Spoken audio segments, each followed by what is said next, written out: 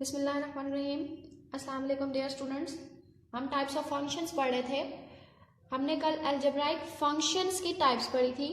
उसकी एक टाइप जो है वो रह गई थी। देखिए आपके पास है रैशनल फंक्शन, ठीक है। A function r of x of the form p of x divided by q of x. अब पी ऑफ एक्स क्या है? पॉलिनोमियल है और क्यू ऑफ एक्स भी पॉलिनोमियल है। अगर दो पॉलिनोमियल्स का फ्रैक्शन दिया हुआ हो, ठीक है, तो फिर हम क्या कहते हैं? We are both p and q are polynomial functions and denominator not equals to 0 is called rational function. Rational function की डेफिनेशन मैं आप लोगों को पहले भी करा चुकी हूँ। तो इसमें क्या होता है कि दो पॉलिनोमियल्स अगर डिवीजन में दिए हुए हों, दो पॉलिनोमियल्स जो है वो फ्रैक्शन पार्ट में दिए हुए हों, तो फिर हम क्या कहते हैं कि वो आपके पास एक रैशनल फंक्शन है, ठीक है। एक्सपोनेंशियल, फर्दर हमने रैशनल फंक्शन की आगे रैशनल फ्रैक्शन पढ़ा था। रैशनल फंक्शन भी वही होता है, y equals to p of x by q of x equals to rational function, ठीक है। अब आ जाए आप एक्सपोनेंशियल फंक्शन पे। A function in which the variable appears as exponent. Exponential, exponent का मतलब होता है पावर, ठीक है। तो एक्सपोनेंशियल फंक्शन ऐसा फंक्शन होगा जिसमें वेरिएबल जो है वो पावर में अपेयर हो जाए, मतलब पावर में दिया हुआ हो, is called an exponential function. देखिए इस तरह के आपने फंक्शंस पढ़े थे, y equals to x square, ये एक फंक्शन है, ठीक है। लेकिन अब हमने एक्सपोनेंशियल फंक्शन, ये एक अलजेब्राइक फंक्शन है। एक्सपोनेंशियल फंक्शन देखें, एक्सपोनेंशियल फंक्शन आपके पास ऐसा फंक्शन होता है जिसमें 2x मीन्स पहले क्या था? x की पावर 2 था, 2 की पावर x है, ठीक है। वेरिएबल जो है वो एक्सपोनेंट में दिया हुआ है, मीन्स पावर में दिया हुआ है, तो हम ऐसे फंक्शन को जो है वो एक्सपोनेंशियल फंक्शन कहते हैं। समझ आ गई? इसी तरीके से हम ले सकते हैं y इक्वल्स टू x की पावर x प्लस 1। ये भी आपके पास कौन सा फंक्शन है? एक्सपोनेंशियल। क्यों? क्योंकि एक्सपोनेंट में पावर में जो है वो वेरिएबल दिया हुआ है। आगे समझ। नेक्स्ट हम आते हैं एक्सप्लिसिट फंक्शन पे। Third type is explicit function if y is easily expressed in the term of independent variable x and y then y is called explicit function of x, ठीक है।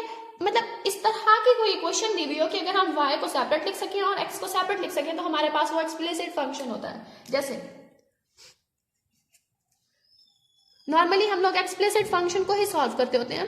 y equals to x square plus 2x plus 1। देखिए y जो है वो left side पे दिया हुआ है और x क्या है? राइट साइड पे दिया हुआ है, दोनों सेपरेट दिए हुए हैं, तो इसको हम एक्सप्लिसिट फंक्शन कहते हैं। इम्प्लिसिट फंक्शन पे आ जाए। If x and y are so mixed up, x और y इस तरह से मिक्स अप हुए हो, मतलब मल्टीप्लाई हो रहे हो, and y can not be express in the term of independent variable x, independent variable x की टर्म में ना एक्सप्रेस किया जा सके y को। देखिए यहाँ पे आपको इजीली पता चल रहा है कि x जो है वो इंडिपेंडेंट वेरिएबल है और y क्या है? डिपेंड कर रहा है x पे। जैसे ही हम x की वैल्यू पुट करेंगे हमारे पास y की वैल्यू आ जाएगी। लेकिन एक इम्प्लिसिट फंक्शन एक ऐसा फंक्शन होता है जिसमें x और y जो है आपस में इस तरह से मिक्सअप होते हैं कि हमें नहीं पता चलता इंडिपेंडेंट वेरिएबल कौन सा है और डिपेंडेंट वेरिएबल कौन सा है। If x and y are so mixed up and y cannot be expressed in the term of independent variable x, then y is called an implicit function of x, ठीक है। For example आपके पास है x square y square plus x square y plus y square x plus 1 equals to 0। देखिए यहाँ पे ना तो आपको ये पता चल रहा है कि x जो है वो इंडिपेंडेंट है या y इंडिपेंडेंट है, ठीक है। हमें इस इक्वेशन में नहीं पता चल रहा है, या फिर हम y को सेपरेट नहीं कर सकते, x को सेपरेट नहीं कर सकते, इसलिए ये कौन सा फंक्शन है? इम्प्लिसिट फंक्शन है, जिसमें हमें इंडिपेंडेंट वेरिएबल का और डिपेंडेंट वेरिएबल का प्रॉपरली पता नहीं चलता कि कौन सा वेरिएबल इंडिपेंडेंट है और कौन सा डिपेंडेंट है।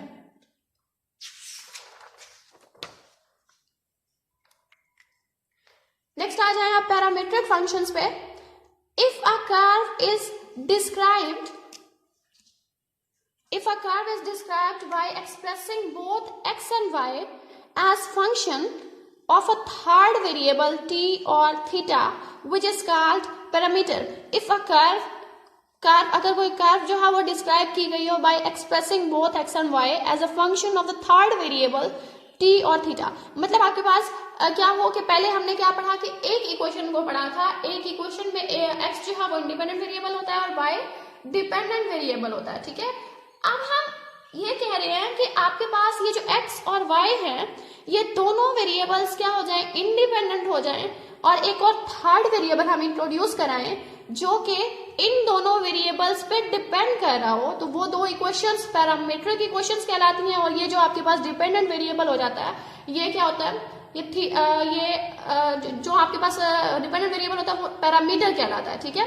If a curve is described by expressing both x and y as a function of third variable t or theta, which is called parameter. The equation of the type x equals to f of t and y equals to g of t are called the parametric equations of the curve, where t is parameter and dependent variable, ठीक है। क्या है कि आपके पास दो equations दी हुई हैं। अब देखिए x equals to f of t और y equals to g of t में आपके पास x और y दोनों वेरिएबल्स इंडिपेंडेंट हैं और t जो है वो इस इक्वेशन में x पे डिपेंड कर रहा है और इस इक्वेशन में y पे डिपेंड कर रहा है। जैसे x इक्वल्स टू at, फिर हम y इक्वल्स टू 2at ले लेते हैं, ठीक है। अब देखिए आपके पास ये जो t है ये कॉमन आ रहा है दोनों इक्वेशंस में, t इज पैरामीटर और x और y क्या है, इंडिपेंडेंट वेरिएबल्स हैं, t आल्सो डिपेंडेंट वेरिएबल, दोनों में आपके पास t जो है वो डिपेंडेंट वेरिएबल है।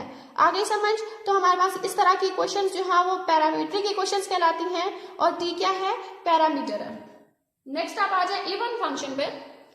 इवन फंक्शन देखें, a function f is said to be even function if f of minus x equals to f of x। मतलब एक फंक्शन दिया हुआ है f of x equals to x square, ठीक है। तो ये फंक्शन इवन फंक्शन तब कहलाएगा जब हम इस फंक्शन में रिप्लेस करें x को नेगेटिव x से, तब भी आपके पास आंसर क्या आए। देखिए अब ये पॉजिटिव आंसर आ रहा है।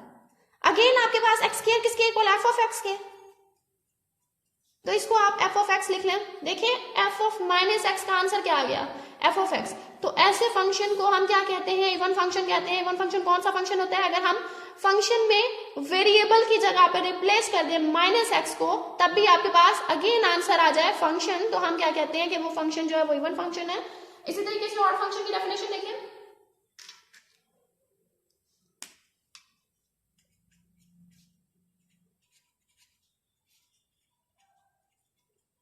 odd function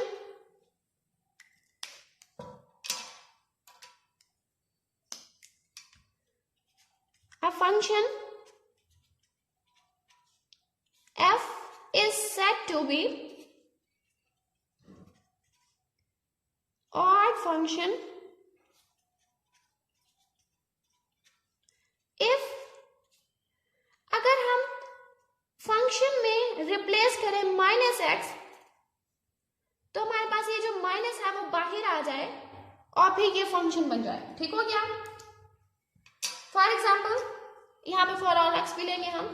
for all x का मतलब है जितनी भी वैल्यूज होंगी, जिस तरह का अभी एक्स है आपके पास इक्वेशन में, जितने भी एक्स दिए हुए सब एक्स में आपने क्या करना है, माइनस एक्स रिप्लेस करना है, तब आपके पास आंसर ये आना चाहिए, तब हम उस फंक्शन को ऑड फंक्शन कहते हैं। हाँ जी, अब हम एक एग्जाम्पल ले रहे हैं, f of x equals to x cube. Replace करें माइनस एक्स को, चेक करने के लिए कि ये फंक्शन इवन है या ऑड है। हाँ जी, ये आपके पास आ जाएगा, क्योंकि माइनस की पावर ऑड है तो माइनस जो साइन है नेगेटिव साइन वो नेगेटिव रहेगा और यहाँ पे आपके पास x की पावर 3 आ जाएगा। अब देखिए f of minus x equals to negative sign as it is x cube किसके इक्वल, f ऑफ x के। तो ये फंक्शन क्या हुआ, ऑड फंक्शन हुआ। क्यों, क्योंकि हमारे पास हमने जैसे ही फंक्शन में x की जगह पे पुट किया माइनस एक्स, तो हमारे पास minus f of x answer आ गया। That's why the function is odd. Okay बच्चों, टाइप्स ऑफ फंक्शंस हमारी कंप्लीट हो गई हैं। कल इंशाल्लाह ताला हम नेक्स्ट टॉपिक पढ़ेंगे। अल्लाह हाफिज।